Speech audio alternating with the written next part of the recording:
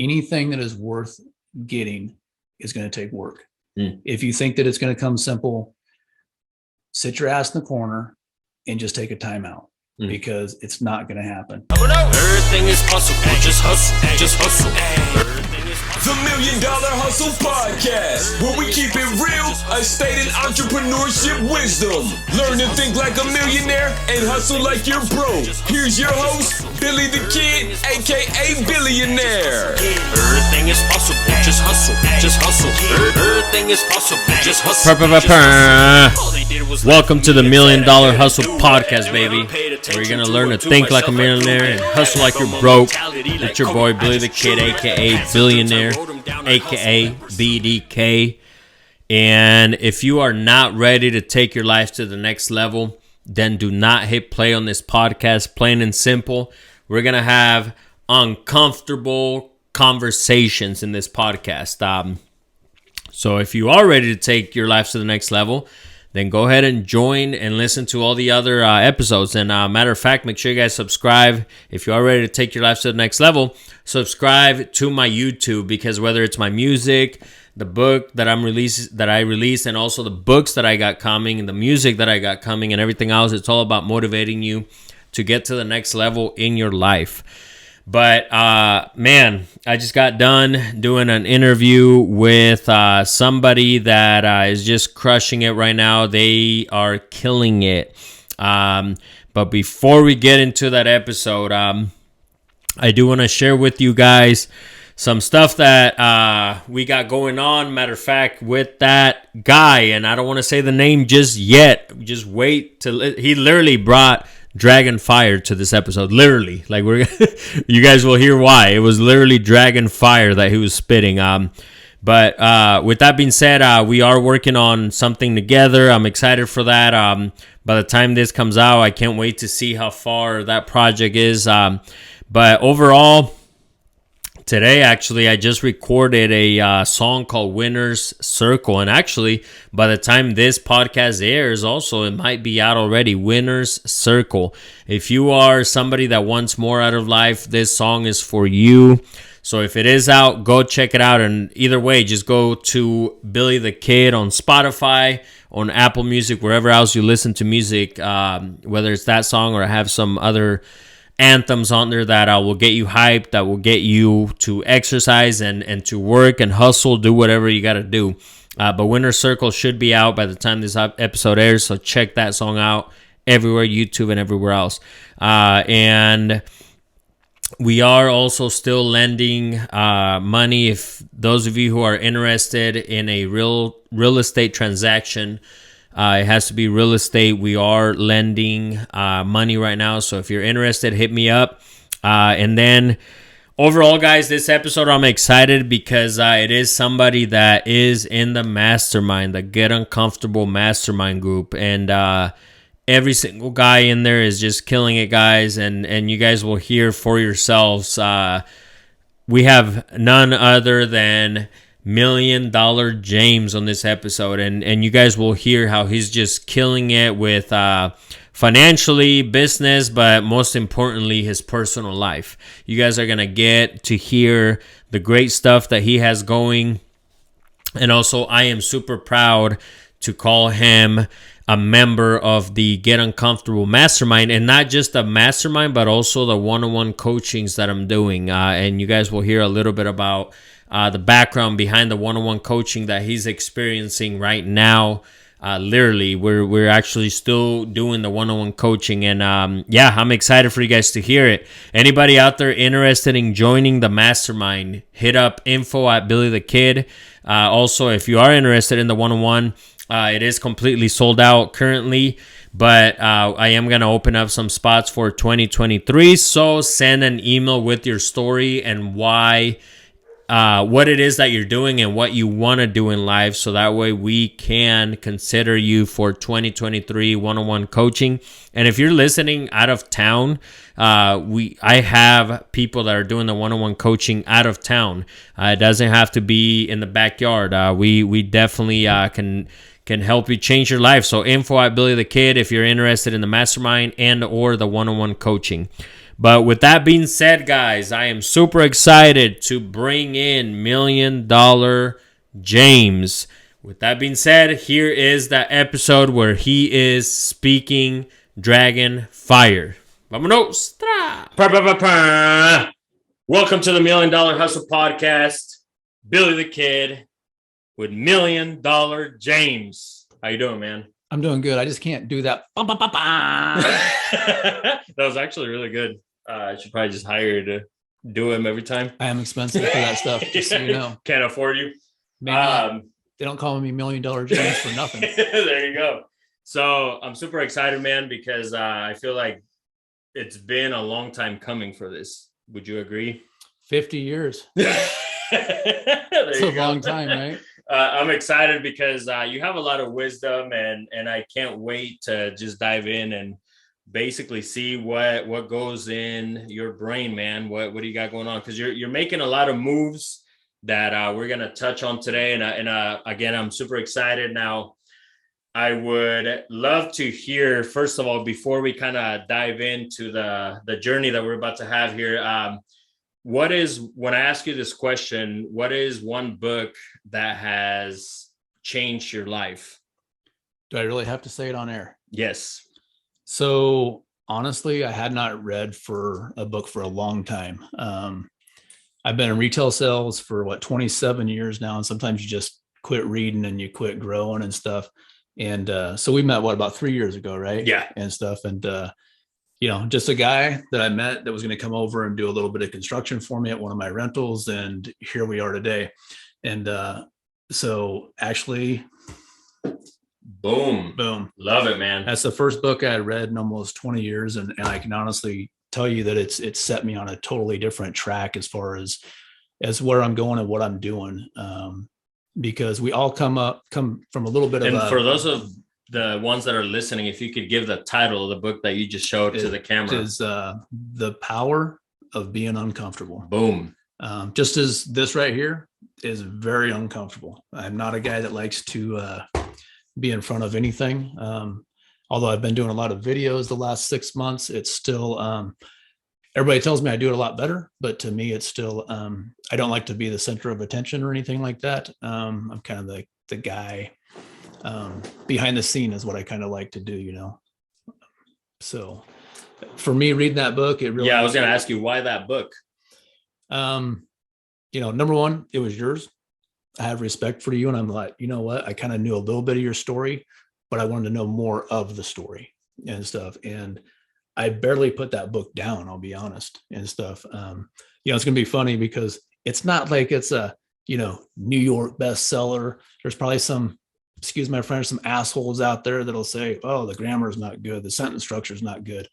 Who gives a crap? It's telling the story of who you are, where you came from, and where you're going to. And that's huge because every one of us has a different story and a different path to where we're going in life and where we have been in life and stuff. So, but, after reading that, I just kind of, if you can do what you've done coming from where you are or where you were or where you started, what's stopping me from pushing my journey to another level? Man, I appreciate it, bro. Thank you. So that is book of the week today, guys. The Power of Being Uncomfortable by yours truly. I appreciate it. Thank you. My wife has even read this book, which she does not like to read either. And I can honestly tell you that, she would send me pictures of her reading it when I was out doing other things because she knew that I wanted her to read this. And as she started reading it, she couldn't put it down either and stuff. So that was, for me, that was kind of a game changer too, as far as what we're doing. Just so, anybody out there listening, if your significant other or your spouse is not behind you or helping to push you to the next level, you have some work to do still. Because for me personally, if she was not there to help me with a lot of things that I'm doing, to sit behind me sometimes and just keep pushing me, we wouldn't be moving as quickly as what we are right now and stuff. And we've, this year for the first time ever, I actually wrote down my goals and she read them. So she always knew I had goals, but didn't know what they were. And once she actually seen that, that changed her mindset too. So, man, love it, man. Starting with fire already. I do want to, while I have you here, ask you, because the thing is that we run a very nice winning mastermind that you're part of. yes. And I want to thank you for being a member since day one, and you actually never left. Like you stayed. And also I do want to give you credit where it's due, because when I opened up a certain amount of spots in the mastermind, you were the second person in there to jump on it. You reached out right away after that meeting that we had. And here we are a few months later. And I am extremely happy with all the stuff that you're doing. I just want to tell you that I'm very, very proud of everything that you got going on. I appreciate that. With that being said, I would like to ask you a few questions, since you're part of the mastermind and you also are doing the one-on-one coaching with me. I would like to ask you kind of the same questions for both, if you don't mind. So the first one, and we'll go with the mastermind first. The first question that I have is, what do you think of the mastermind overall? Overall, I'll be honest, 8 months ago, 9 months ago, a year ago, I didn't even know what the hell a mastermind really was, like probably a lot of us. And if you don't know what a mastermind is, you really need to look it up and stuff, and keep pushing in life. But overall, our mastermind is phenomenal. I mean, we have a good group of guys, and it's crazy. I mean, I think our youngest is 21 and our oldest is 60 and stuff. The crazy thing is, guys, guess what? That 60-year-old dude, man, VCG, that guy has got fire and enthusiasm. And so it doesn't matter what age you're at. And then we got Tony, the youngest one in there, and he has wisdom so far, above his age and stuff, So I think we have a great group of guys that just bring a lot of fire every day. And I'm very thankful, honestly, to be in it, because every person in here pushes me to that next level. And when I'm having that, maybe I'm off a little bit that day, and we have a group text that and God, I don't know, what's the earliest somebody's up, like 4 o'clock, 3:30 in the morning. These guys are already texting and stuff as I'm kind of snoozing a little bit still. I get up at 5 and I already feel like I need to get my ass in gear at that point. So it's a phenomenal group, that's for sure. What has changed for you since working with us? It's probably more a question of what hasn't changed. Honestly, I'm down about 17 pounds for one thing. The guns are getting a little bigger again. Just the whole outlook on everything that I'm trying to do has changed. We've discussed it before. I'm sitting there bitching because I can't buy any houses because of the fact that I'm not, I think everything's too expensive. And I'm just really, what it was is I wasn't putting enough action in. My confidence was, I'd put in offers and, got blown out of the water and stuff. So my confidence was probably down a little bit. I wasn't doing the action that needed to be done. And I didn't have all the positivity around me and stuff. So I guess I can't narrow it down to one thing. It's just like everything in my life has changed to a different trajectory. Everything is just moving. And even the days that I have a little plateau, what? Somebody says something, whether it's in a text, somebody, in the group, or somebody sends me one personal or whatever it is. It's just, what? Get your ass moving. So it's huge every day. Man, love it. And what is, how was the business that you're in? How was your business before, and how is it after now with the mastermind? Before, it was stagnant. I'll be honest. I'd bought a few rentals. I thought I was, going to build a little quicker, and really didn't. In the last 60 days, I've purchased 3 properties, including one off the MLS, one wholesale, and one that was found for me that I would have never, ever known about and everything. And a big part of it is that mastermind, because of doing the videos on social media that I would have never, ever, ever done, because as I said earlier, I don't like to be in front of the camera and be in the forefront of anything. I'm just kind of like the guy behind the scenes is what I've always wanted to do. What is a key takeaway that you take from the group, the Get Uncomfortable Mastermind? Being uncomfortable. That's what we do. I mean, every time that seems like somebody gets comfortable, something else is getting put out there to be uncomfortable. And it's the accountability. I mean, we have our goals for the month starting out right away every month, and everybody in the group knows it. Okay. If you're not doing what you said you're going to do, somebody's going to call you out, no matter who it is, and somebody's going to speak up. They're going to say it. One of my favorite things is when like somebody says, I want to, or I'm probably, they get called out, and stuff. And that's the great thing about it. And I love that because I'll call anybody out. I don't even care. Just like the questions you're asking me, that you're going to get what you get. Don't ask me any question you don't want the honest truth about. Boom. And what are some things that you've learned that you can share from the Get Uncomfortable Mastermind? Probably one of the biggest things is to have confidence in myself. We all, no matter where you come from, as a kid or high school or even in college, whatever it is, there's always people that are creeping in the back of your mind saying you can't do this, or, you're not going to be successful because of this or something, and there's always that thing that sticks in your mind. And you and I were talking about the other day is, I watched the movie about, Mercy Me and stuff, and how, his dad always told him he was not going to be anything, and that stuck in his brain forever and stuff. It's kind of a religious movie, but it's a phenomenal movie. Ended up being like their number one song. They've had like 21 number one songs since and everything. But there's always that person that creeps in the back of your mind that tells you can't do anything. And guess what I say? Screw that shit. Let's get it.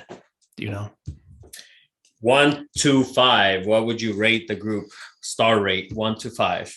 Which way are we going? 5 top. 5 top.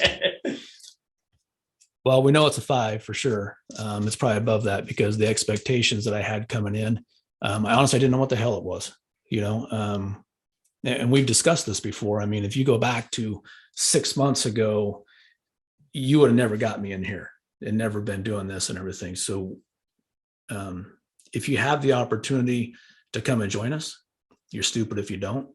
Okay.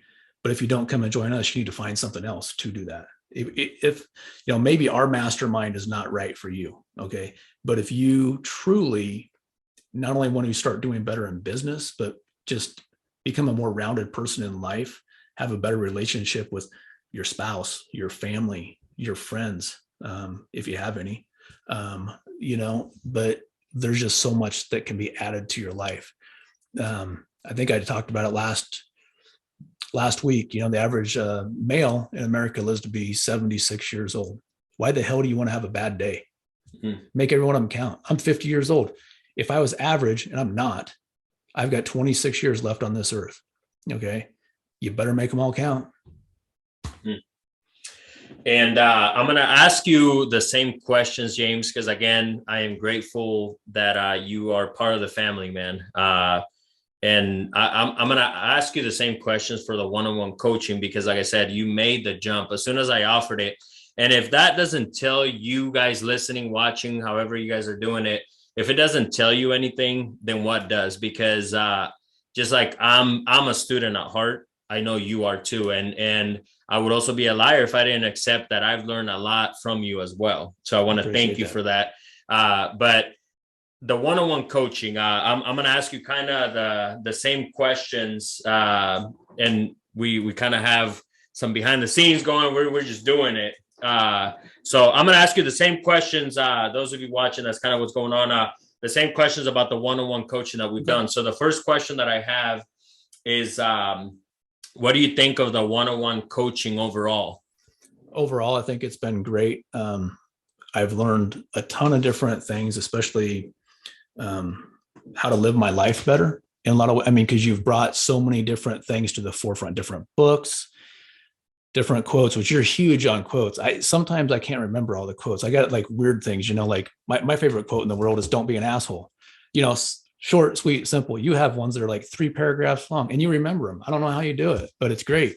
But it's always a learning lesson. Like you will be talking about something and you have an analogy that is followed up with this quote, and it just brings everything together at the same time.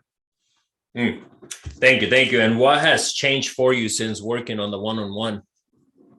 a lot of the same things as the mastermind. It's just that it's even more compact, and like I know which direction I'm going. Like, a lot of people don't know. I originally was going to be a flipper. That was like my goal 3 years ago. I mean, we're all watching all this HGTV crap, and we can all become multimillionaires and everything.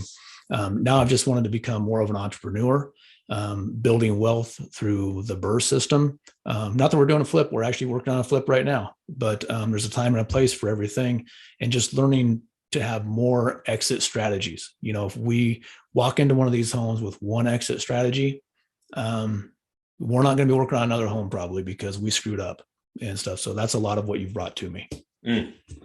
And what has changed for you since working with the one-on-one, more specifically with your business? How was your business before, and how is it after the one-on-one? Before the one-on-one, it was, I really was not moving forward at all. I'll be honest, I was almost to a spot where I was just like, am I making the right decisions? Is this really what I need to do? Or do I need to figure out another way to keep building wealth? You and I working together on the different things that we have discussed, and, you even coined flip Burr, and stuff. So we're going into a house, looking at it as the same way as what we would have flipped. Okay, can we go in here and Burr this house and come out not having any money out of our pocket at the end of the day, or additional money in our pocket because what we bought it for versus what we put into it versus what it was appraised out at, just finding all the different ways to win. And what is a key takeaway that you've gotten out of the one-on-one? You're really going to make me think that hard today, aren't you? Let me get back to that. No, I'm just kidding. Probably the biggest thing is honestly just surrounding yourself with the right people. You've really, not only in the mastermind, but in our one-on-one, you've really discussed that a lot as far as, we discussed that. Like I started taking toxicity out of my life a couple of years ago and everything, because it, not even on a business sense, but as a personal, it's just like, it'll start to bury you, just because of the fact that it's like you have this weight of negativity that's on your shoulders all the time. And it's not only in business, but it's in your personal life, and the negativity. I mean, you want negativity, man, be a salesperson in a franchise, new car sales store. Those guys are all negative. They hate their wives, they hate their family, they hate their life and stuff. And those guys are on you and stuff. But just kicking all that type of stuff out of my life has just been huge. And you've helped me understand that, of how important it really is, and to just keep pushing forward and finding more positive people to stay around you. Thank you. And you mentioned that you were almost to a point where you almost gave up, even, quote unquote.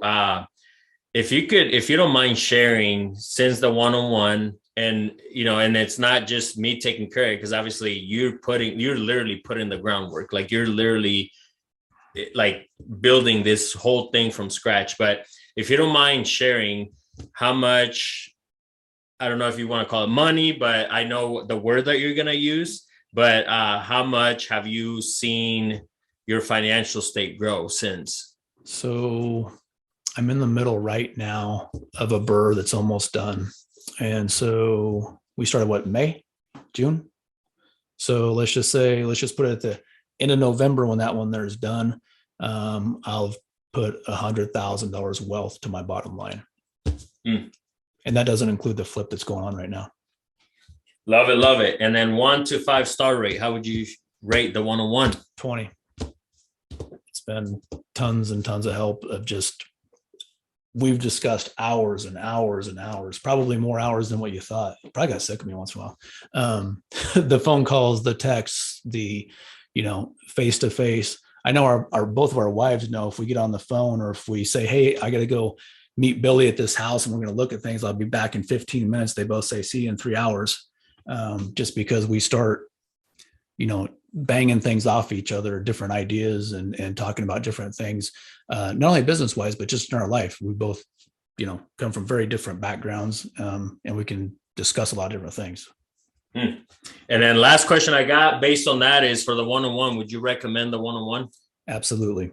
Just as I do the mastermind, just the value that is there. You know, I mean, we know guys that do spend what, 40, 50, $60,000 on a one-on-one sessions or masterminds or whatever it is. And thank goodness you're not that expensive yet. Someday, I'm telling you guys, better get on early.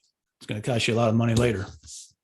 Love it, man. Well, thanks, James. I appreciate it. Like I said, I figured I would just ask you these questions for everybody listening, because again, I'm a student myself and I believe in investing yourself. So anybody out there listening, hit us up, hit up James, hit me up if you're interested in the mastermind. Maybe you want to go that route first so you can check out what we got going on. As of right now, technically I am sold out as far as the one-on-ones, because again, I am big on giving the time to James and to everybody else that's doing the one-on-ones. But if you send info@billythekid.com an email, if you're interested in the one-on-ones and or the mastermind, we'll get back to you and let you know kind of where everything's at, even if you just get on the wait list for the one-on-one. So because of you also, James, I'm living my dream. So thank you again. I want to honor you for that. And again, I'm learning from you every day as well. So I want to thank you for the partnership, the friendship, and everything we got going on. Do you have any flowers for me? Yes, I do. I'm going to bring them out here in a bit. But with that being said, I want to dig into your story a little bit. And if we could start with, where are you from? Where is $1 Million James from? I was born here in Lincoln, moved to Southwest Nebraska, young. I really don't remember, living here in Lincoln, except for the stories that, I was told, I guess I was goofy like all kids probably.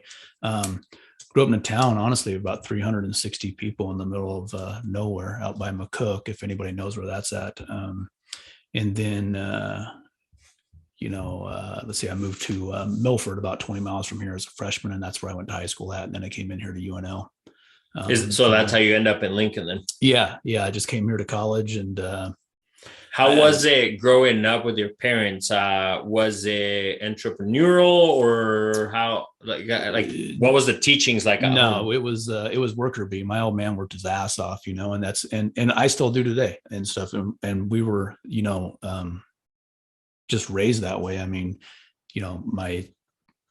both my older brothers are both retired from the Army and stuff. So thank you, boys, for that very much, of course. Mm-hmm. My sister, very hard worker. Actually, she's a massage therapist. No, Ma has been for like 25 years. COVID kicked the crap out of her a little bit. But she's on her way back and stuff. Me, I've just, for the most part, I've always, I don't even think twice about working 70, 80 hours a week. It's not even a big deal to me and everything. It's like, what's more fun though now is I'm working a lot more on my stuff. Like I said earlier, still am in the car business, worked in franchise stores as a manager for many, many moons. We'd work, 70, 80 hours a week. That was like not even a big deal. Got treated like crap most every day.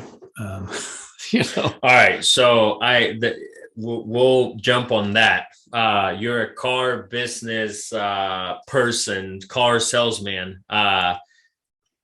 If I would have met you at a car lot, I probably wouldn't like you. Were you the ones that would come up to the car and knock on my window? Actually, no, that I was just the opposite of that. I've always actually been a relationship salesperson, which used to drive, when I was a salesperson, of course, used to drive my managers nuts and stuff, because I would spend what they would consider too much time with, the client and stuff. But, went over the entire vehicle and tried to get to know who they were, why they were really there and everything, and stuff. So yeah, I was not that guy. As a matter of fact, it's kind of funny. I had helped my ex-wife's sister and husband one time, and it really weird, but then I ended up marrying her. Didn't know her back then or anything. Weird as that sounds. They told me, like, once they met me, that they said that they both said this kid will never make it in the car business.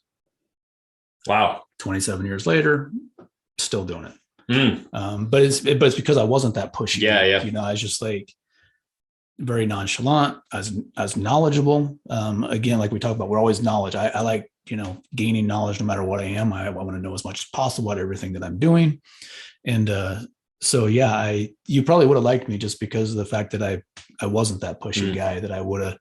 No, and jokes aside, shout out to all the car salesmen, because it is, you going up to a car takes guts. And I feel like sales, those of you listening, if you want to get into sales, you got to have guts to get into sales. So, but with that being said, with all the years of experience that you've accumulated, I would love to hear, shoot, man, with all the experience you have, what are the top 10 sales things that you could teach us today? I used to be a telemarketer. Yeah, I'm giving you 10. I was going to say 5, but I know. I don't even know if I know 10. All right, top 5. What are top 5 things that somebody out there that's in sales needs to know? Some 5 tips that you could give them right now. Mine are probably going to be different from somebody else's, but you know what? You have to have integrity. You have to have honesty. No bullshit, just tell it how it is. You have to have work ethic. You definitely have to work hard, and you can't be scared. Don't be scared. Can you dig a little bit deeper on that? What do you mean by don't be scared? Well, when you have so many people coming in every day, especially in the franchise stores, guys, people out there buy cars every day. You don't know how hard it is to be a salesman in a franchise store when you got rebates and everybody and cars are expensive, man. It's nuts trying to buy a car. But there's really not a lot of margins. I mean, there's a lot of times, man, you'll beat that salesman up and you're with him for 5, 6, 7 hours and he made $100 and that's it and stuff. And you're still not even nice to him, and it's devastating being a salesperson. But the craziest thing about it is I think it's something like 97, 98% of all the money made in the world is from salespeople. Wow. And the one thing about it is, guess what? Everybody's a salesperson. If you're, not to sound bad, if you're the guy at the bar, you're selling yourself to the girl you're trying to pick up, or vice versa. I mean, I think that's one of the biggest things that a lot of people don't think about. If you're a contractor and you are going to give a bid to a customer, okay, you're not a contractor anymore. You're a salesperson at that point and stuff. And you have to think of it that way. You can't just go, well, I'm just a contractor. No, you're not just a contractor. You're actually a contractor. If you're out there doing it yourself, you're a craftsman on top of it. And of course, now you're a salesperson, and you're probably an employer providing income and a job for somebody else too. So, man, that hits home for me, because I feel like everything that I do, for one, you have to be yourself.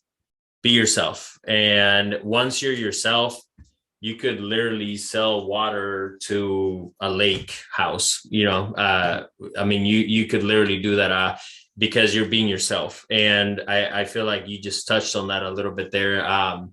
Because even with me, doing the music stuff, writing books and all that, and the real estate, the contracting stuff, I'm just being myself. I mean, I've met some cool ass people while I'm being a contractor, right? Like if I have my contractor hat on, I met some cool people. And you also touched on that, just overall relationships. Can you school us a little bit about just relationships? Like what are relationships to you, and how do you stay away from some? How do you add relationships to your life? How does that work? Usually I add them just because somebody's been such an ass, I'll be honest, or get rid of them, I guess I should say. A lot of times it's kind of weird, but they always say that like every person has a spirit animal or whatever it is that you are. And I always come back to the fact that I feel like I'm a wolf, because I can survive on my own. Okay. But I can also survive in a pack and stuff. And it's how I read those people in there and stuff. That's one thing, is being a salesperson for as long as I have. I get really pissed off, I'll be honest, if I don't read somebody correctly, because that's one of those things that I take pride in, that I can read people and stuff. Usually within about the first 2 or 3 minutes, I kind of know exactly where I'm at with this person and stuff. And so when somebody gets something over on me, it's everything I have just to like not explode at that point, because I feel like something that's pretty near and dear to me, which is myself and the relationships I'm building, somehow like this little mole, like went underground on me somehow and poked up in my life.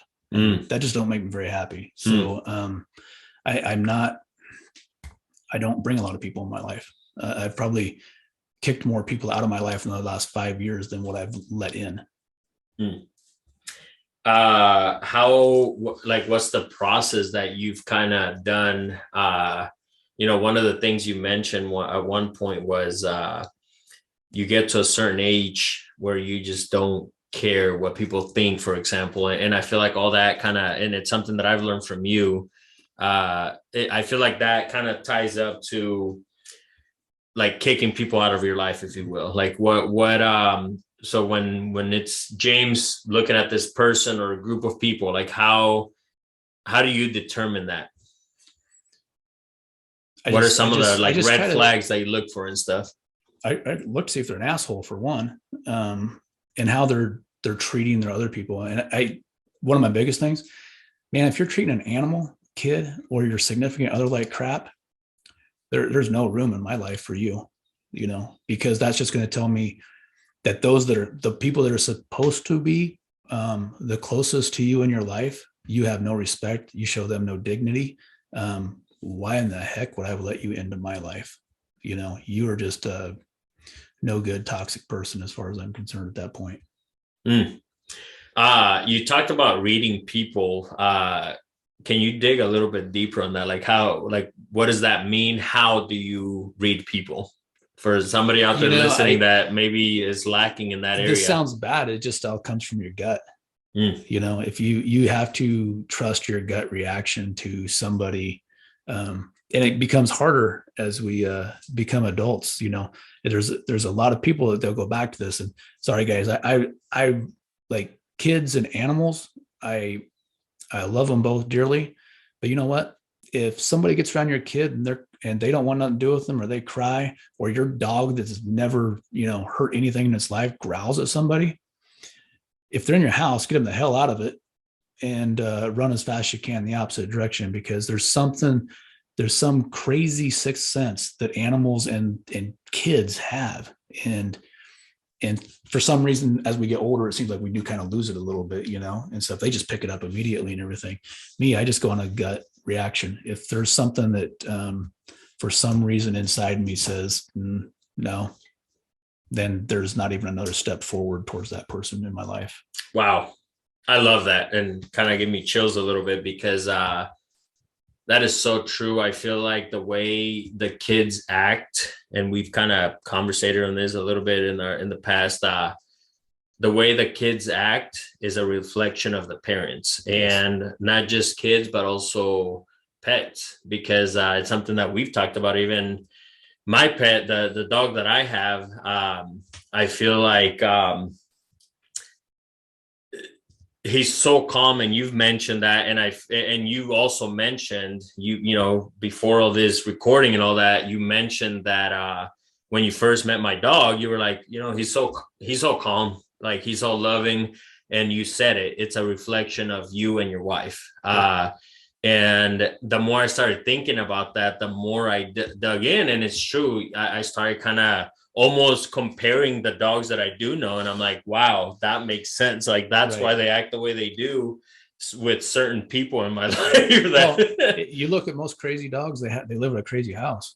If there's always like anxiety and animosity and like, or maybe somebody just has a really busy life though too, and stuff. So if that life is busy, well, guess what? That creature may be on edge and stuff just because they don't know what the heck's going on from one day to the next and everything like that. And I mean, kids even go through that, if you have a busy family, just as we need a break sometimes as adults, sometimes a kid just is like, no, I just want to chill out at home and stuff. Or maybe they have a sanctuary home that they go to sometimes just to chill out for the day or whatever it may be, so there's a lot to that.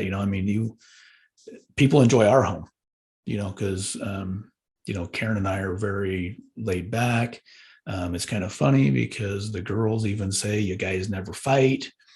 One thing is though, when you I've been divorced, unfortunately, and so has my wife, and when you do meet I think we were both, close, around 40 years old.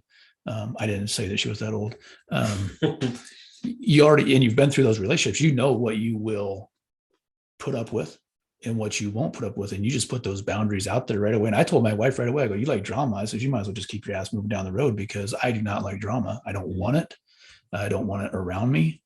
But she's helped me with that. She mellows me every day. She just kind of keeps me calm. It's nothing that's important in our life. We just keep rolling with it.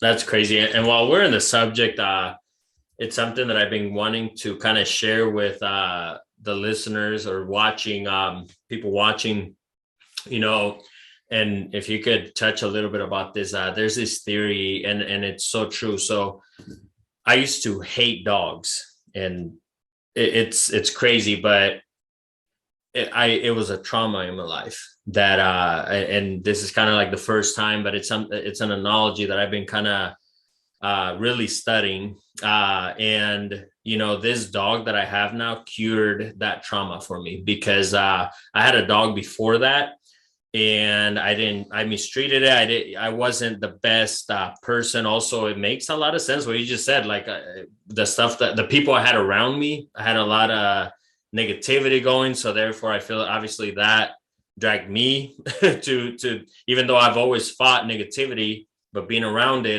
didn't help. But, and I feel like that trauma comes from when I was growing up back at home in El Salvador. Long story short, I'm pretty sure it was an ant that killed my dog, that poisoned it. And she did mention that it was the neighbor that killed it. And when I found the dog, it was laying and it had like foam coming out. So there was some kind of poison, I'm assuming. But the ant blamed the neighbor that did it. And I feel like that really hit me to that point where that's why I was and I am with the dog that I have now. So I feel like the dog that I have now kind of cured that for me. I don't know if you could add on a little bit about that. Am I crazy? No, for me personally, I believe that animals can cure anything. I mean, I've read some stuff, and I wished I remembered quotes better, and it's something that I'm working on, because we don't suck at things, right, Billy? There you go. We get better at everything, but a little boy's dog died, and the little boy told his parents that the reason that dogs do not live as long as what humans do is because they already know how to love and forgive. And unfortunately, a lot of humans never ever learn that. Think about this. How many times have you actually seen an owner beat the crap out of their dog, and that dog still comes back and loves them no matter what? Where me personally, if somebody beat the crap out of me on a daily basis, they better pray that I don't keep getting back up off the ground, because eventually I'm going to win, but the dog don't. Man, that is deep right there. All right, man. We just start on a roll right away, which I figured. I knew we were. So with your parents, you did mention that they did teach you a lot of basically hard work. You got to do some hard work. What are some of the stuff that I know you've, in almost every conversation, there's some kind of analogy that you bring up your dad into, and I know you used to fish with him a lot. Like, what are some of those things that if you had to choose, I'm sure you could come up with a bigger list on this one, but we'll go with top 5 things that you learned from your dad. What are some of the stuff that he taught you? Was, of course, honesty. This is really kind of funny, but my dad used to always tell us, don't trust anybody that does not have some type of vice, whether it's profanity, drinking, smoking, whatever it might be. If they don't, those of you who are not watching, I just had my beer because I'm having a beer. But he would always say that to us, and stuff, that they have a vice. This is kind of bad, but he'd always tell us also that if you're going into business with somebody, if they bring up religion every time you have a conversation, that is a cover. And I used to think he was very cynical for that, but as I, got older and I've been in business for, a long period of time, that has proven true. How many was that? You just spit a lot of fire. It was always funny too, because we grew up in a farming community. So my dad had a lot of analogies with farming or whatever it was. And this is one of the things I'll never forget that my dad always said to me, and it goes into business and stuff all the time. And actually it can go even into life, but he would always tell us, he says, pigs get fat, hogs get slaughtered, be a pig, and it's true. You know what, if you're trying to make all the money on each and every deal, okay, eventually you're not going to have any more deals out there and stuff. Everything in our life has to be a win-win situation for both parties that are represented. If you're buying a house, okay, from somebody that, is in a situation that they need to sell that, or, there's just so much work that needs to be done. It still needs to be equitable somehow for them. If you're just out there trying to be the shark in the water, just trying to steal everything, not give a crap about anybody else in the world, okay, they come back. It comes back, it haunts you and stuff. Another very major thing my dad always told me was there's only one person that ever looks at you in the mirror. Make sure you look at that person. Wow. Every time. Man, love it. Woo. Speaking fire, man. Love it. That's the way it is. Love it, man. And to kind of keep your story rolling, so when did that be, and I feel like being a cars salesperson has that like seed of entrepreneur. Would you agree with that? Yeah, probably in some ways, because, you're always a commission-based person, it's kind of crazy. So I took a year off before I went to college after high school, and I worked at a manufacturing place, and I worked in shipping. Well, we worked from like 6 to 2:30 in the morning. Well, like we had 6 to 10, and then we had lunch, and then that. Okay. Well, I figured after being there a little bit that I actually picked more orders in the morning than all the full-time people would the entire day.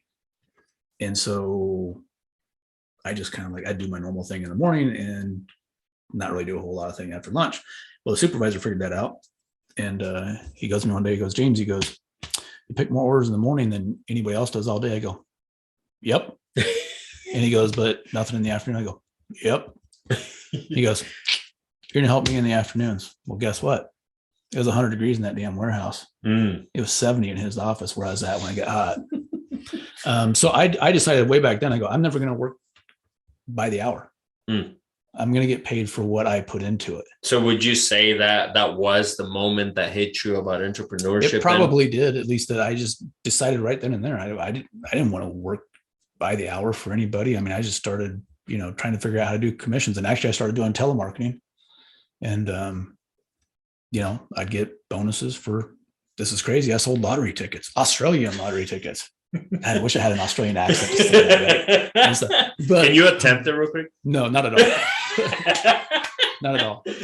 Crocodile Dundee. There you go. That's my Australian accent for you. Right? Well, you've rapped in the past for us. Well, that is true. That is, hey, we probably can't put this out here. You're like, can we edit that? Love it, that was man. some pretty good free rolling though.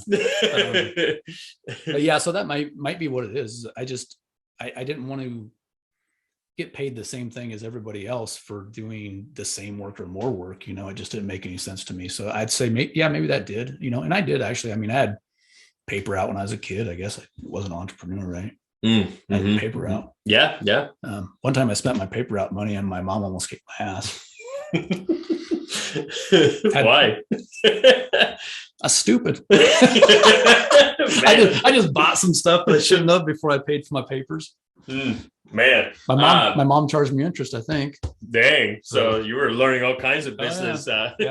So you mentioned that maybe that story you shared with us might have had a little bit to do with the entrepreneur, but when do you think that bug hit you? When were you like, man, like this is what I want to do. I want to invest. I want to be an investor. I want to own my own business.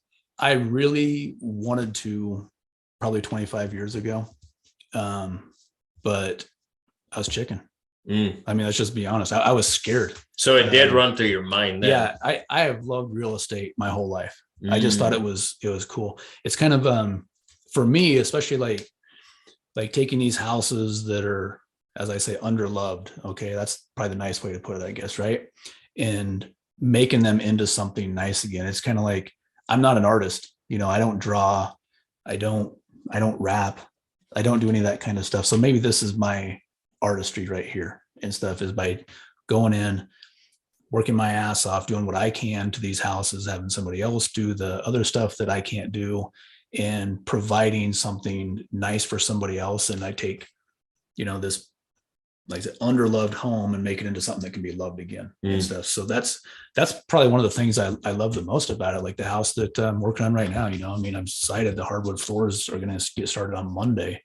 I just can't wait to see what this looks like, and how excited when this thing goes up for rent, that somebody that rents this is so excited about these hardwood floors that I am too, and stuff. So maybe that's my way of being an artist. Yeah. And you know what, James, that's a big, huge point, because I look at that, everything that I do is art. Construction, obviously it goes along with real estate, but concrete, for example, a stamped concrete, to me, I look at it, or a roof, I look at the roof and I'm like, wow, that's art. And especially while during the process, where you kind of see it go from the way that the roofing gets laid, for example. So I totally agree with that, man. And especially with the houses, and I love that you call them underloved houses. That's something I haven't heard. So I love that. Those of you listening who are in real estate, that's what we're gonna start calling them now. That's right. The new title. They're not a shithole. They're not. Yeah, they're underloved. Okay, yeah. They need somebody to come in and mold them back into what their beauty was at one time. Mm-hmm. Man, and especially when you have I feel like with the underloved houses, and then you have the before and afters, that's art. You see the bad floors, and then after with the good floors. So I love that you touched on that. And since we're kind of jumping in the subject, why real estate? I think it's always intrigued me. What? And maybe it's because I lived in an underloved house. My house was not that nice growing up. They tore the son of a bitch down. We had a trailer before the house. The trailer was nicer than the house. We moved into this house, and it was, honestly, there was one bedroom and a big living room, and this older house. So then you just got like that big heater in the main room. Well, I was the youngest of the boys, so I got to sleep on the couch. My sister, that first winter, she had like a fold up bed that she got to. My brothers, they actually had to sleep on like those thick moving blankets on the floor.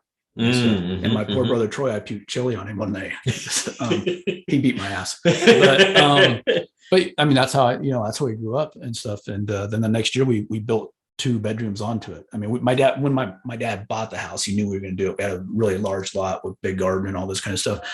And so, we didn't grow up with the nicest house in the world. So I really do enjoy taking the real estate and making it something that somebody can be proud to live in again. Of course, guys, guess what? I make money too. But you know what? It's a win-win. Yeah. I'm winning because I'm investing my money and I am making some money, but at the same time, somebody is getting a very nice rental that maybe, unfortunately, they can't purchase that themselves, but we can still give them a very respectful place that they live, because no matter what you're doing in life, you're working your ass off, and so, for people, you have to have pride, and you need to, everybody needs that, I mean, hell, I wasn't prideful of the house I grew up in. I'll be honest, I mean, it was not that nice, but you know what? It's what my parents could provide for us. And you know what?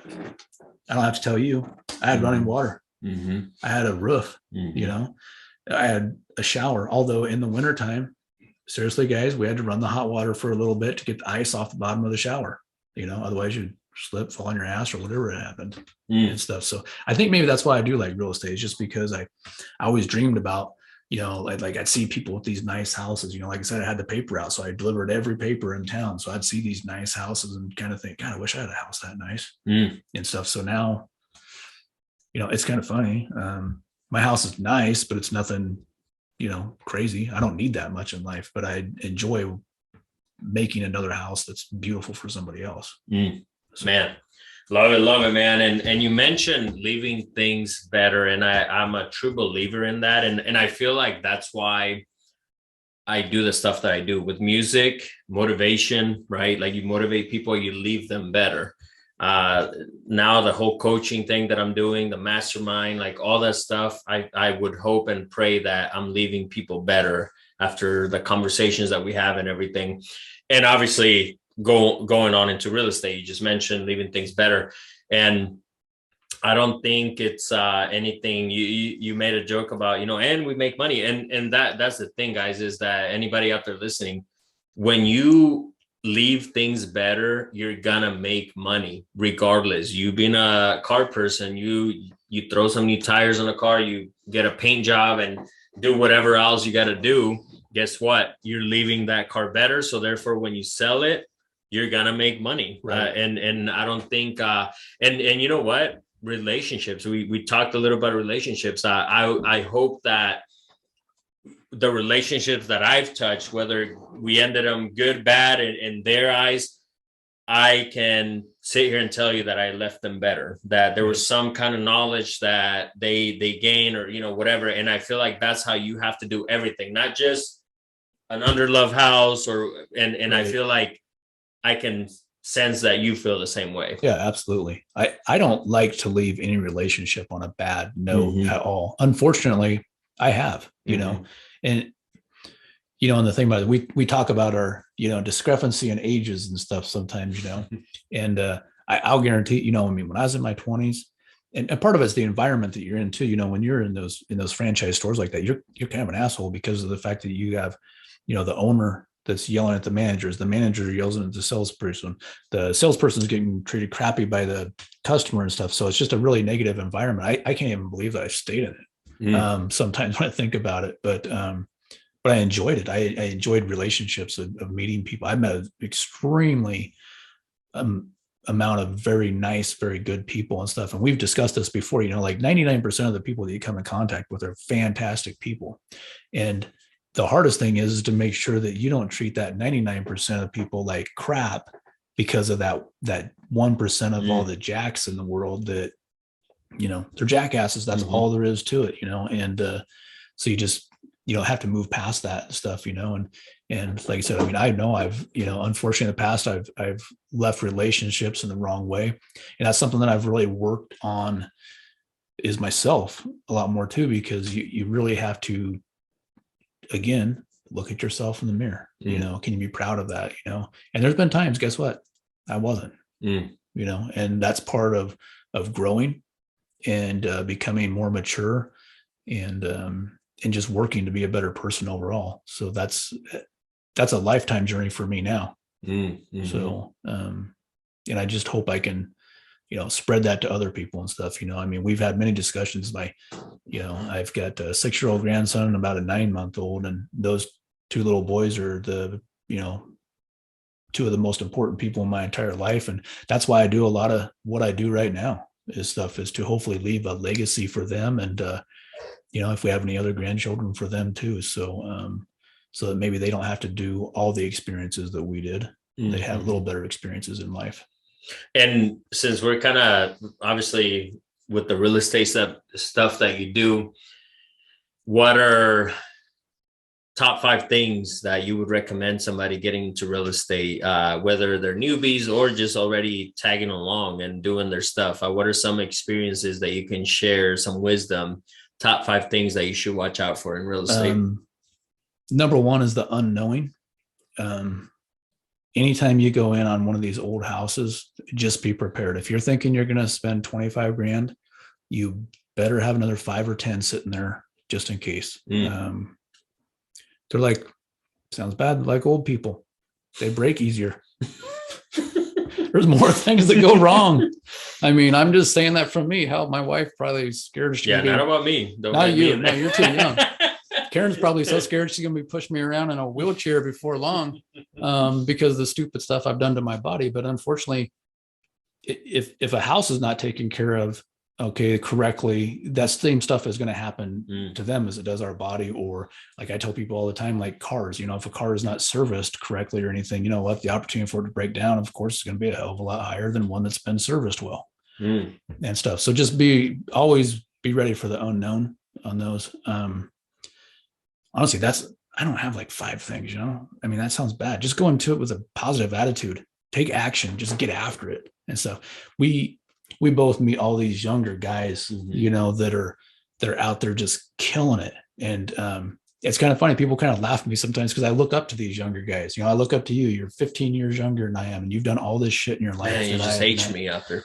I know you're like 20, 21 and stuff, you know, but we all know a lot of guys right here in Lincoln, man, these guys that are like 25 years old, they're out there killing it and stuff. And it's because they took action. And you know what, guys, if you're young, gals, if you're young, take the action, risk now. Don't wait till you're, you know, older person like me. You know what, I'll take risks, but they're calculated. Always make sure it's calculated. Would you, I almost want to argue about that. I feel like you have to calculate it even if you are young. You still and I have feel to, like that's why they are where they are. If you could elaborate a little bit. No, absolutely. It has to be calculated. Like we discussed earlier, you can't have one exit strategy when you're going into a house. If you go, oh, I'm going to flip this house and that's the only thing I'm ever going to do, and it doesn't pencil out to be able to burr it or just make it into a rental or whatever it is. If you have to calculate part of it, but when you are younger, you can take a little bit more risk. You have less to lose at that point. You can recover quicker. You know, if you go in there and you F it up, okay, great. You can recover. You know, I will calculate everything. I probably drive my wife nuts. She was texting me today about the house. Are we going to change that? No. Why? That's great. I just tell her it's like hardwood floors. Don't know how much it's going to cost to redo. I go, it's calculated. It is what it is, you know? But yes, there's calculated risk, but I think at a younger age, you can take more risks than somebody that's a little bit older, especially, man, if you don't have a spouse or kids or, you know, anything like that. Me personally, I used to eat like ramen noodles and little mini pizzas I made myself. I could probably survive on $400 a month because I lived with 4 other guys, and what the hell was our rent? $1,000 a month. 5 of us lived there. We threw parties every weekend to pay for that. I mean, keggers and we did seriously. Oh no, $550 a month. That's what our rent was. $550 for a actually it probably would have been a 4-2, but we made the landing into another bedroom. Yeah, $550 a month plus utilities and stuff. And I'll tell you what, and I'll just go this. If you're a landlord, take care of your shit. We used to have, seriously, we had our furnace, we called it the Dragon. It would go out on the coldest nights of the year. Okay. I like that. And I never knew. Not that I want a dragon furnace, but I had a water bed. I didn't know that the furnace would go out. You know, I mean, I'm still warm in my nice warm water bed. Well, me and one of my other roommates, we were the only ones that would go down and light it because one guy would have to stand on one side and push this button down as the other one lit it, and it would shoot a flame out. We had a black mark over on the concrete wall where that flame would hit. Wow. And stuff. So this was down in the bottoms, y'all. Everybody knows where the bottoms are in Lincoln and stuff, you know. Not going to say who my landlord was. You're like, they're still around. I just bought a house. He was a fireman on top of it. But oh, man. That's not good at all. But yeah, I would always go out on like the coldest nights of the year. And I'd get woke That's up. That's probably why he had that flame out. He's like, oh, I could take care of that. Just one call away. One call. But holy, yeah, it was probably like 5 feet over that wall too. So yeah, but that's what since you brought up landlording, I can sense that you're a great landlord. And I've talked to you many times about some of the stuff that you're doing. And can you give some advice to somebody out there that is trying to get into the real estate investing and they do become a landlord? What are some of the stuff that you do to be a good landlord? Don't be an and asshole. That you should. Seriously, you gotta think about it like this, okay? If these people, whatever they're paying you for rent, whatever that is, okay, it's a lot of money to them, okay? They don't deserve to live in a shithole. You know, take care of the problems, fix the problems, you know? If you do that, you're going to have tenants that are there with you longer. And actually, this is going to crack you up. I hadn't told you this. So my house on D Street, one of my tenants that had moved out 2 times before. Okay. She actually called me because she has went and rented from corporate for the last 2 years. Asked me if I had anything available. She goes, "You are by far the best landlord I've ever had." But I try to get things, not surprised. I just try to get things taken care of. I mean, if, luckily I have enough people that I can call that they can get somebody over there if there's an issue, and I try to get it taken care of within 24 to 48 hours. I mean, it doesn't always happen. If it is something that's, major, like, well, shit, 2 years ago, it was so cold that winter, one of my tenants, their heat kept going on and off and stuff. Of course, when the call comes in to everybody, 4:00 on Friday afternoon. Okay. I think I might have taken that handyman call. But of course I got told, actually, no, you know what? Don't know. I had to call your guy couldn't get there. I had to have Greens go over there. And they told me that, James, it's going to be weekend after hours and stuff. I'm like, I don't care. I mean, it's got to be fixed. Yeah.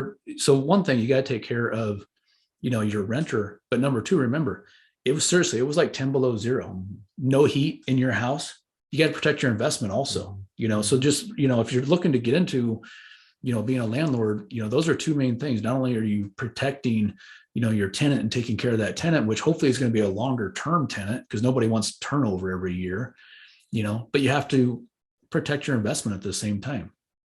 That's why we're all. What's your argument, James, with, since it goes along with this, there's a lot of, teaching out there that says other people's money. And I feel like that gets mixed in with the wrong information, because I've had deals that I bought that are brand new, everything's new. And then here comes, $2,000 water heater. He comes, and then after that, some $1,000 electrical work on top of that a week later. And this is the honest truth. We put a new water heater in there because the other one just died. And then we have to put a new one again because the warranty didn't cover it and it died within a year. Oh, wow. And it's like and it's a true story. And I feel like that's where that information can impact somebody. Yeah. It comes back to, like you were talking about, the calculated risks and stuff. And like I said, guys, if you're younger, you can take more risks.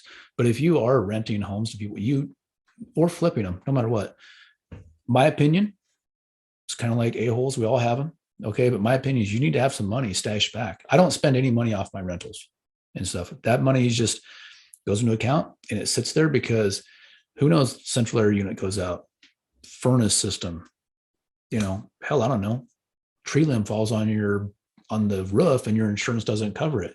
No matter what, that roof is going to be $4,000 to $10,000, depending on who you have come and do it. Okay. If you don't have that money sitting there, where's it going to come from? So me personally, that's how I do it. And even when I for any younger guys out there, what would you recommend? Even if you had to give like a number, or like, what would you recommend for somebody to get into real estate? Minimum of 20 grand sitting there. But I personally, especially with the prices of everything have went up so much, I mean, damn, what is a hot water heater? $1,000 now for a little more, actually, for a decent hot water heater. Installed, I should say. Yeah. I remember getting them for $350, $400 installed, so probably, it being smart about it, 50 grand, if you're going to be a landlord. Man, I love that because I always say 30 to 50. Yeah. If you want to, and again, this is not, I don't want to discourage anybody either, because I love that you said take risk and everything, but realistic, I think that you should do that. And if you do it that way, again, with the real estate terminology, you're building a good foundation. Yep, absolutely. Because from there, that foundation, you got it built. So now the roots are going to get in there and everything's going to go up the right way. And the thing about it is, guys, is like, I am still a newbie in the real estate business as far as that goes. I still have a W-2 job. Okay.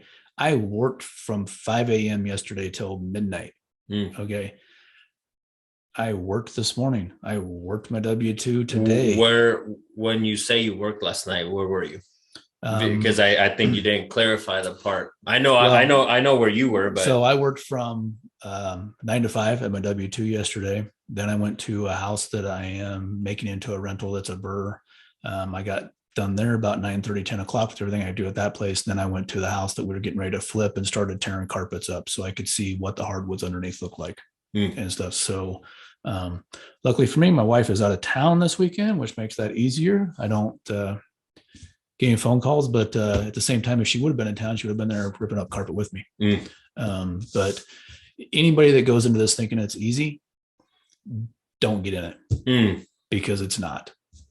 And I look pretty good today. I don't think I got too many bags, but I slept for about 5.5 hours last night. And you know what, James? I love that. I love it that you brought that up, because social media makes things look flashy. It makes it look shiny, if you will. And so I love that you touched on that, because I feel the same way. I talk about these things. There's a post that I made where literally my question was, so you want to get into real estate? And it was me showing a bedroom that we tore out the damn concrete out of because we had to get the main pipe. I remember that. Yeah. and it's stuff like that a lot of these quote unquote gurus aren't telling you. Right. And I feel like you jump into something that could potentially not.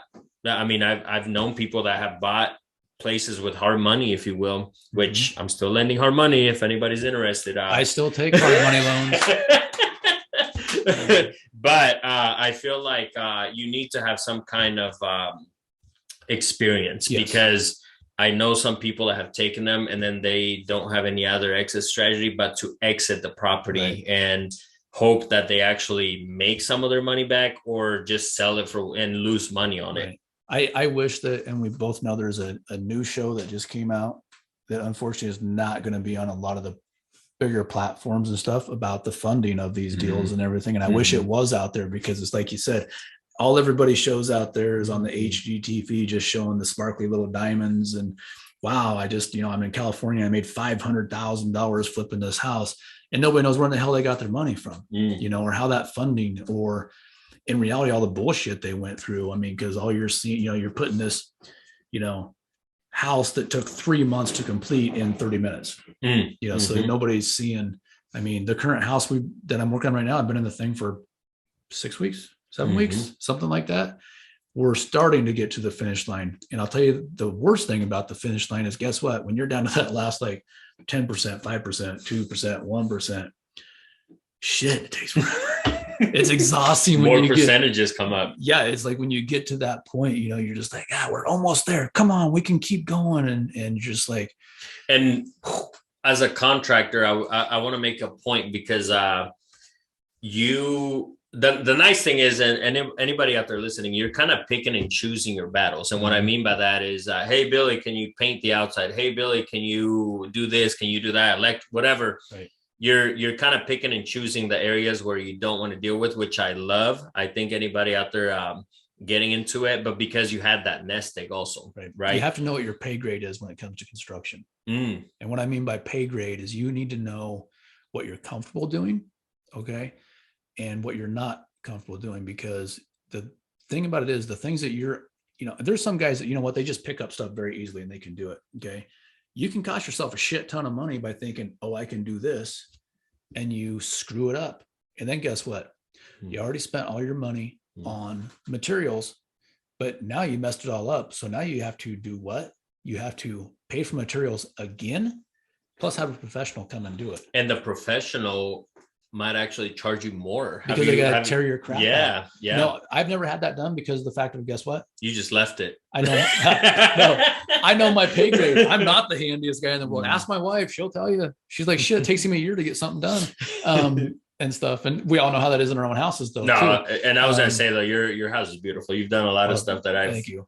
You had me over, the wife, for some steak, and everything looked great in there. So you've done your stuff. I've seen worse. I've definitely seen people but I know what you mean. Your own stuff comes last. Yes. And that as bad as it sounds, that's easier stuff. Like, I'll be honest, I'm going to be the last guy to probably touch plumbing or electrical. And I look at it like this, like the plumbing, I can flood my investment if I don't do it correctly. Okay. So what I just do to myself, electrical, I can burn a house down and kill somebody.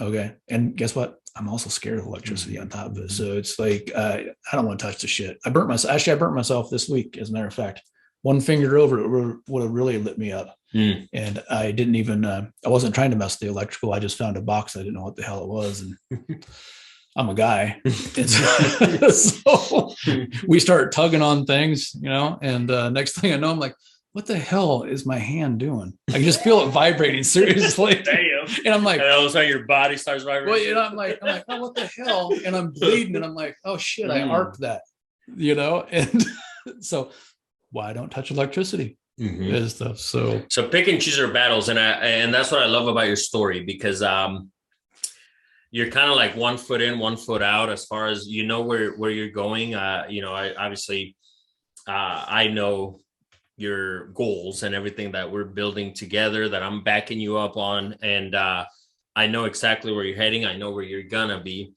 But also the nice thing is that you're not afraid of putting work, because there is that myth out there, right? Where don't be the manager and the entrepreneur, right? Like right. you, but also, guys, anybody out there listening, this is like, I had to do that, Right. Matter of fact, to this day, if somebody doesn't show up, I have to show up, because it is my company. It is me. So I feel like there's a lot of definitely great things that you're building the foundation on, that in the future, you're just going to be, like I said, we both know where your future is going to be. Absolutely. So I love that. Pick and choose your battles. Love it. Love it. You have to hustle at the beginning. You have to hustle.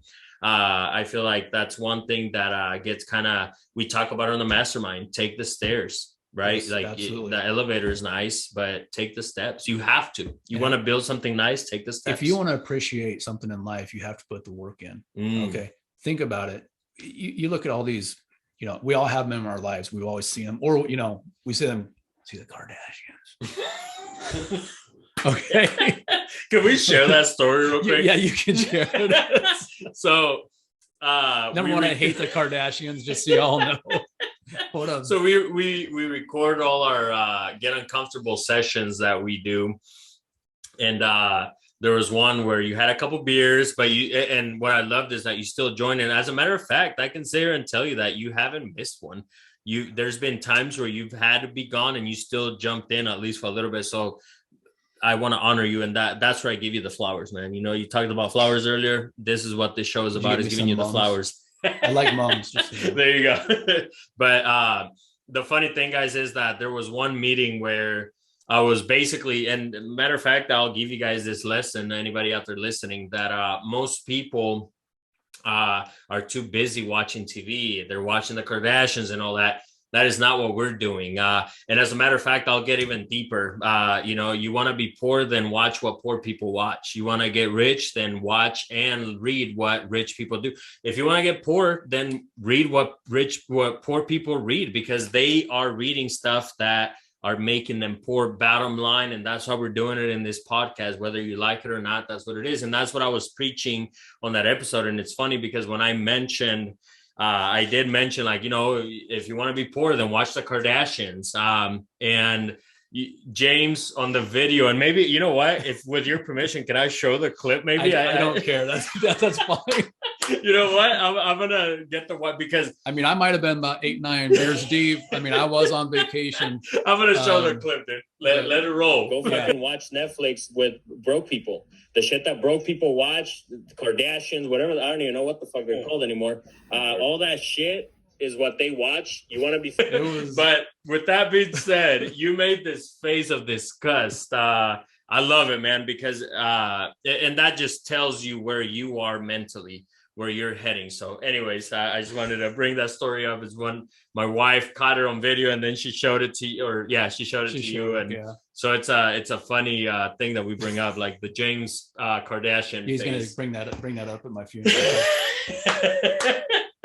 Man, mention about funeral. There's so many great things, I guess. Where are you heading now? What's James looking into? And actually, to tie it in, where is this market heading, man? Where are we in the next 6 months? You have the crystal ball right now. to tell us where the market is heading, because one thing I love about you is you haven't stopped. Matter of fact, you're building more now than ever. Yes. So if you could touch on that. This is the crystal ball. Prices are going to keep going up. But if you go in strategically and you know what you're looking at and you take your time a little bit on it and you study what's going on.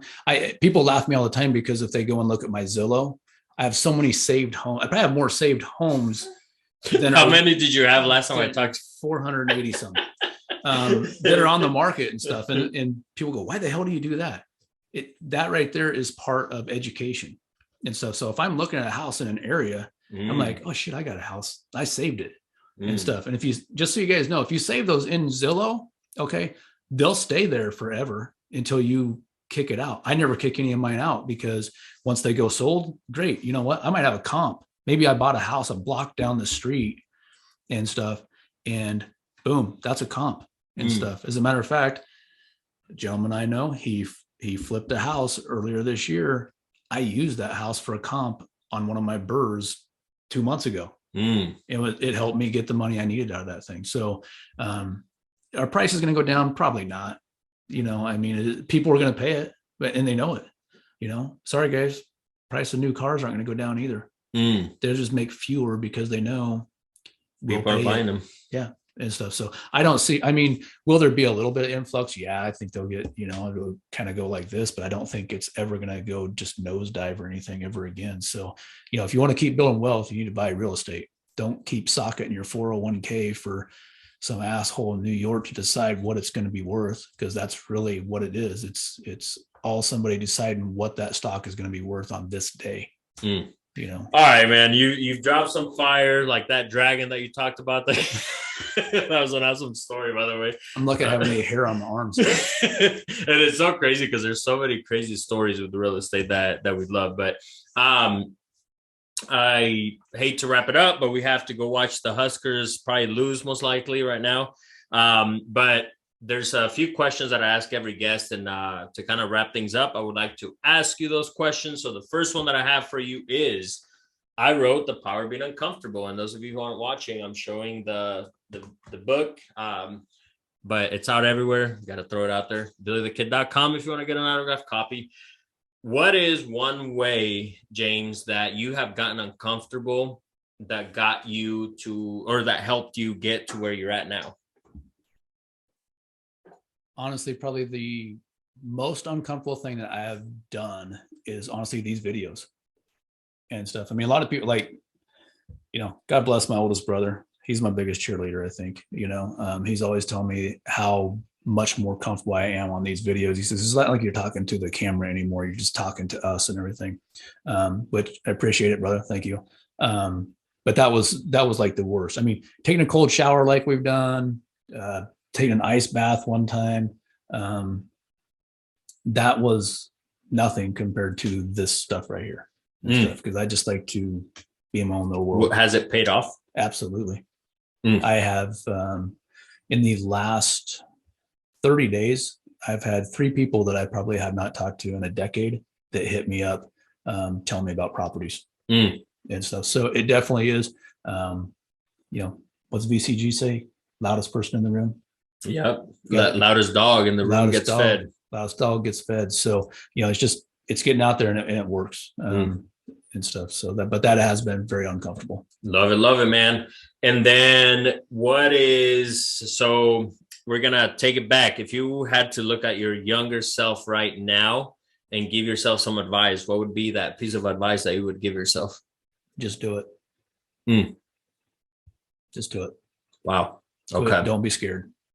Just take action. If I would have done what I do now when I was in my 20s, I seriously would probably have $100 million in property. So if whatever you're trying to accomplish in life, just don't be scared. Just, you know, put your head down, put the work in, and go after it. Love it, man. And actually, I have a whole chapter about fear in the book. So anybody out there listening, check it out. And then the next question that I have for you is, if there was 3-step formula, and no matter what, if you do these 3 things, you're going to succeed. What are the 3 things that James says that you should do? Number 1, work. Number 2, work. And number 3, work.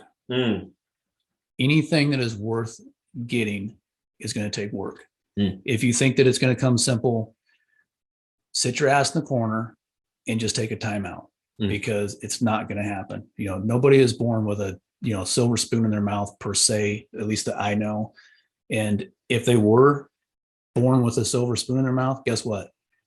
Their parents or their grandparents or somebody already worked their ass off so you could have that. I mean, because I think, what is it, usually like 3rd generation owners are the ones that screw it up for everybody. And it's because, and well, honestly, it's almost like every other is what I've read into. The studies show that if you change it, then the next generation screws it up, and then the next one has to go back and fix it. It's because nobody, and honestly, you know what? You can blame it on the generation that worked their ass off because they didn't teach their kids what it took to get there and stuff. That's one thing I can tell you. If there is anything that my dad taught us, was to work. That guy during harvest season, he'd be gone for 2 days straight, come home, eat, take a shower, and take an hour nap and go back. To hustle. Yes, to work. To work. Love it, man. Wow. That's the first time that somebody has given us all 3 into 1. And it's true. I agree. How much have you worked in the last 15 years? Man, yeah. A lot. No? Yeah. Love it, man.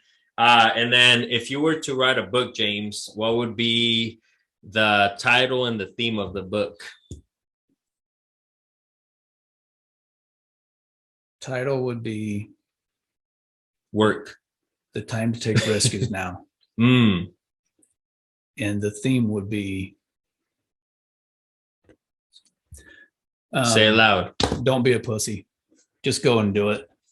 We have one life. Okay. Say the title again, because I was kind of jumping in there. So the title and the theme. Go ahead. I might have lost it. I might have just the beer must have gotten into you. Yeah. The time is now. The time is now. Just do it. Actually, it's kind of funny. I say we only have one life to live. That's incorrect. Okay. We live every day. We only die once. Okay. So live your life, and this is another thing. You know what? We don't live our life to make other people happy all the time and stuff. Sometimes it's bad. You have to be selfish to go get what you want in life also. That's where I feel extremely lucky and extremely blessed, is I have my wife on my path with me and stuff. And if I said earlier, if your spouse or significant other is not on that same path with you, boy, it's going to be rocky, and I wouldn't want to be on that road. Man, fire, man. Dragon dollar James. Spitting fire, man. Love it, bro. Well, James, I want to thank you, man. This has been awesome. Honestly, it was like expected. I knew you were going to bring some dragon fire to the episode because of the conversations that I've had and that I keep having with you. It's like every time we talk, man, there's always something that I leave with our conversation. So once again, man, I want to thank you for the business. I want to thank you for the partnership stuff, the mentee stuff, the opportunity to mentor you, man. But most importantly, the friendship, man. I want to thank you for the friendship that we've grown into. And I can't wait to see you meet all these goals that you have, man, because you will. And you're like I always tell you, man, it's going to happen sooner than you think with the work that you're putting in. And I love that. That's definitely something that you've shown in this episode. Don't be scared of working, guys. Yep. Absolutely not. And if you think you can make it somewhere in life on 40 hours, you think those CEOs and stuff work 40 hours? No, those dudes are in that office at 4 or 5 o'clock in the morning and stuff. So you might think that, all these people that have made it haven't worked or they're still not working. It's because you're blind to it and stuff. Maybe you don't see them working at work, but I guess, especially in today's world, they have an office at home that damn computer is hooked up to. And if there's an issue at midnight, they're in there doing it and stuff. So just work, but have some fun at the same time and reward yourself for it. Love it, man. Well, thank you, James. Again, Absolutely. Thank you for your friendship and everything that we're building, man. Everybody out there listening, actually, before we wrap everything up, where can people find you? Actually, I almost forgot. I mean, you're $1 million James, man. Yeah, that's right. I don't really use that, but I'm on Facebook. It's just me. I've also got Gmail's jtspropsolutions@gmail.com. I'm on IG.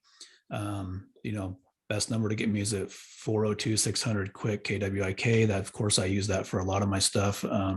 It's just simple, easy for people to remember. Come knock on my door. I don't care. Let's just have some fun and live life to the fullest. Love it, man. Anybody out there listening, what I want you guys to do right now is screenshot the episode with James, $1 Million James, and I want you guys to tag James. I want you guys to tag me at Billy the Kid, and I want you guys to tag the $1 Million Hustle Pod. And if you tag us, we're going to also reshare. So that way your name gets out there, James' name gets out there, and my name gets out there. The podcast gets out there. And let's spread this positivity that we're talking about, man, because that's what life is about.